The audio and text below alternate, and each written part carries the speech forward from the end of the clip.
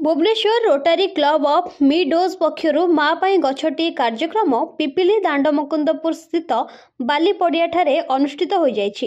कार्यक्रम रे मुख्य अतिथि भावे पिपिली विधायक जोगदे क्लबर सदस्य मानक सह वृक्षरोपण करथिले और माँ पाई गछटीएर सुंदर प्रयास को बहु प्रशंसा करथिले।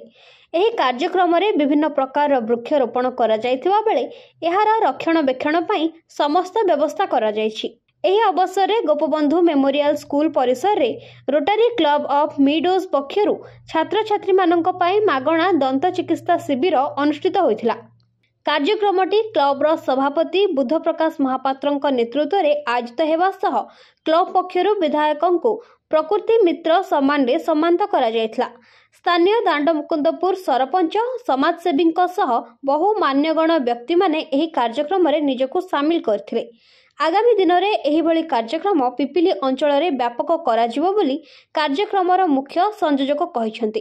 देखंतु एक सुंदर वार्ता जेमति कि माँ पाई गछटिए यही वार्ता को लेकिन Rotary Club of Meadows Bhubaneswar तरफ आम आसलु आज वृक्षरोपण कार्यक्रम करने।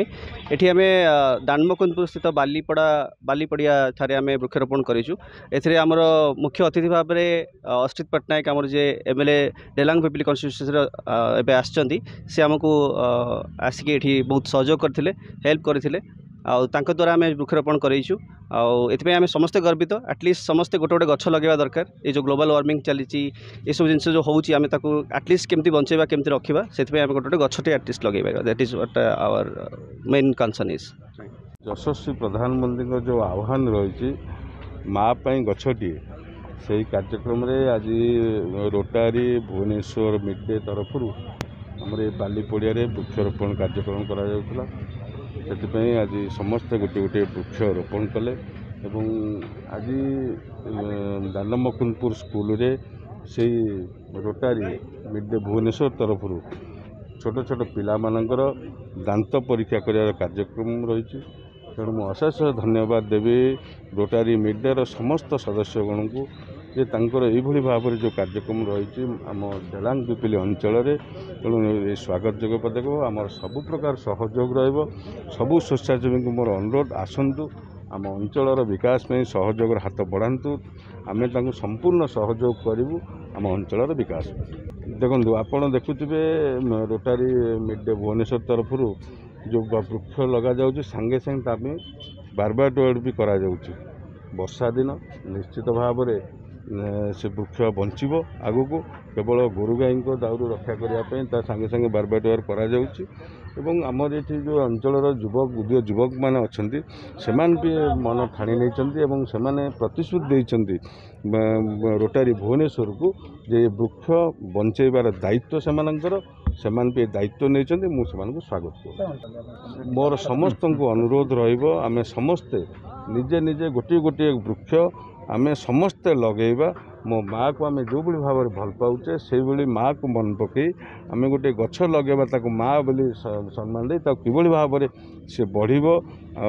तेणु तार दायित्व आम नवा। मो समस्त को अनुरोध आम समस्ते गोटे गोटे गछ लगे। हाँ आज कार्यक्रम हूँ एक्चुअली ये जो प्लांटेशन प्रोग्राम अच्छी एटा हूँ आम Rotary seven area focus seventh area focus. So आमर विभिन्न समाज सेवामूलक कार्यक्रम अच्छी ता भर प्लांटेशन गोटे।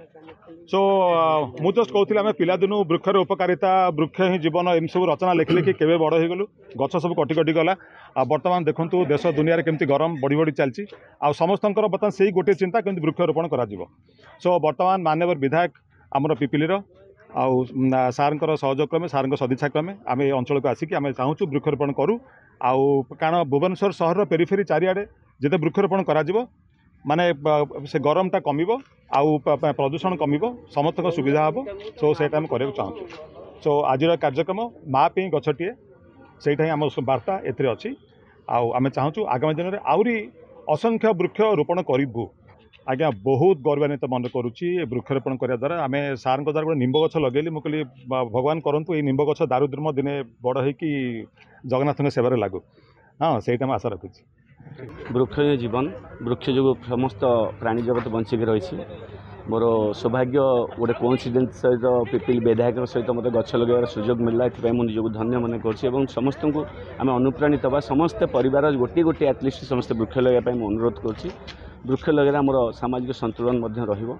पिपिलीरू मनोरंजन महापात्रଙ୍କ रिपोर्ट नीलाद्रिशय मीडिया।